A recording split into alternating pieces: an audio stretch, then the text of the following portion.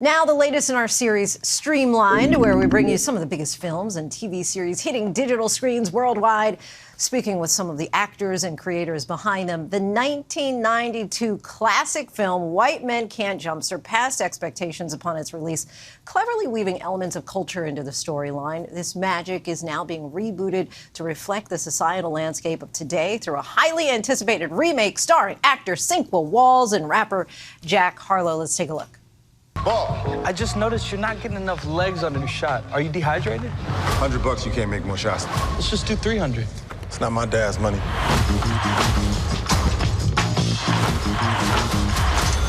You ain't never gonna get a reparation that way, bro. So I prefer Venmo or Zelle, but you seem like a Cash App guy, so. Ladies and gentlemen, Every hooper I know is entering that big-ass tournament with a winner get $500,000. I just need somebody who can play so I can make some money. You're joking, right? Actor Sinqua Walls is here now. I'm looking forward to seeing this. I'm glad. Thank you. This is one of the biggest sports remakes to come out in a while. What was the pressure like, knowing how loved this was from the beginning? You know what's interesting? I grew up a kid, a fan of the film, and watching it so many times. So it wasn't necessarily a pressure, but more for me like a responsibility. And I felt like, I was the guy for the job to step in. I grew up a Wesley Snipes fan. I grew up a Woody Harrelson fan. So I understood the magnitude of that.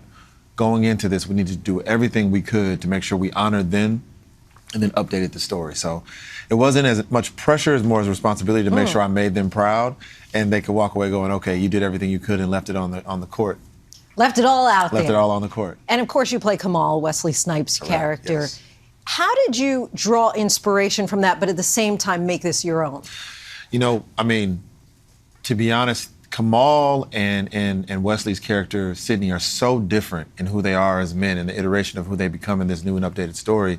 So a lot of it was just making sure that there was like a grounded self. The biggest thing that I noticed for the two is that they have a lot of confidence.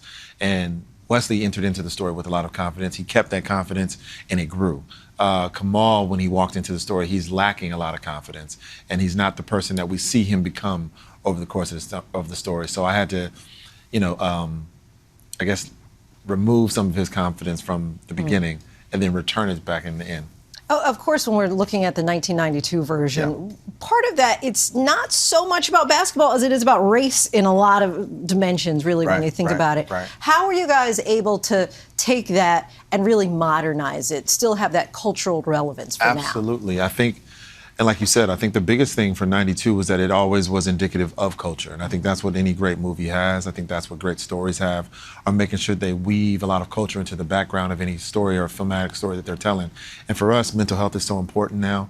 I think people are on a journey of expansion and learning what they can do internally to help themselves and the people around them. And tell us about that. Why that is so important, especially for men, to be able to see and talk about mental health and that journey that really unites the two characters. I think mental health, I'm a huge advocate for it. I believe in it myself. I always try to talk about it consistently. I think for men specifically, black men specifically, it's important to make sure that you know what you're going through so that you can help yourself, help people around you, and you can kind of like demystify the ability that you have to have it all figured out, that you have to be strong in every circumstance, because all of us are sometimes fashioning strength when a lot of times we're fractured, and we need to have a community and a village for people around us to help us. So many layers to this movie. That's really significant. And you and Jack have a really great chemistry. You and I were talking earlier about how this was his first movie. Normally people know him as a rapper. As a rapper, Jack Harlow, What did you guys do in order to really build on that? I always say this, I think Jack and I both come from a similar space and time. We come from a similar agreement in life, which is to just let each other be themselves. I never tried to force myself on Jack. Jack never tried to force himself on me. And we understood the responsibility, the magnitude of it.